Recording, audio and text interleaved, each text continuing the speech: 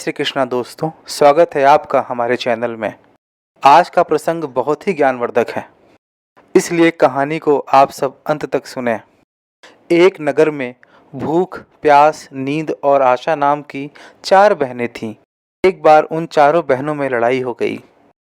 भूख कहती कि मैं बड़ी हूँ, नींद कहती कि मैं बड़ी हूँ, आशा कहती कि मैं बड़ी हूँ और प्यास कहती कि मैं बड़ी हूँ। वो चारों इसके निर्णय के लिए राजा के पास पहुंची। सब अपने अपने आप को बड़ा कह रहे थे। राजा ने सबको सुन करके सबसे पहले भूख से कहा कि भूख, तुम बताओ कि तुम किस तरह से सबसे बड़ी हो।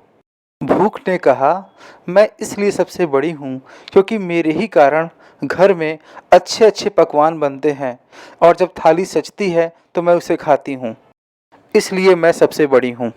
यह सुनकर राजा ने अपने सैनिकों को आदेश दिया कि जाओ और राज्य के प्रत्येक कोने में ये घोषणा कर दो, आज से किसी के घर में भी भोजन नहीं बनेगा। फिर देखते हैं, जब भूख को भूख लगेगी तो फिर ये क्या करेगी।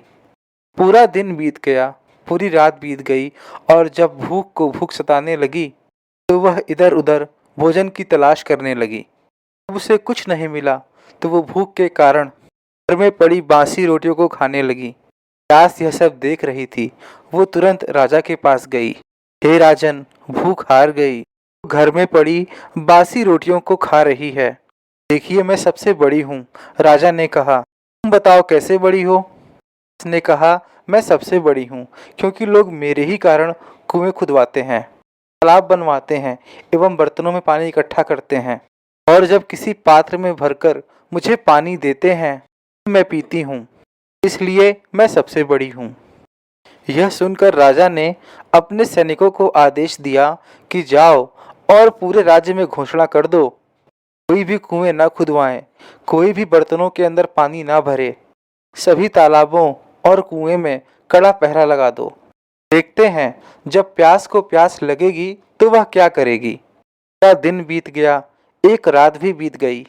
जब दूसरे दिन प्यास को प्यास सताने लगी तब वह इधर उधर भटकने लगी।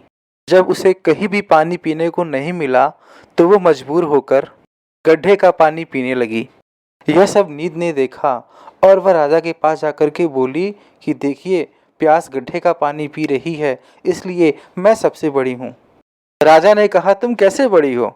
नींद ने कहा, मैं सबसे बड़ी हूँ क्योंकि लोग मेरे ही कारण पलंग बनवाते हैं, बिस्तर लगाते हैं।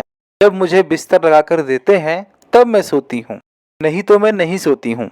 राजा ने सैनिकों को आदेश दिया कि जाओ और घोषणा कर दो कि कोई भी पलंग ना बिछाए, उस पर बिस्तर ना लगाए।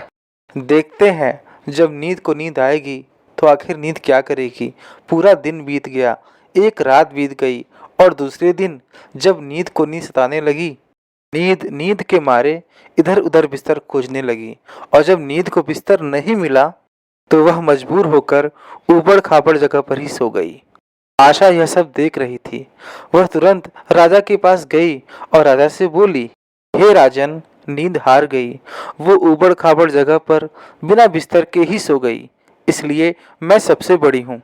राजा ने कहा, तुम कैसे बड़ी हो।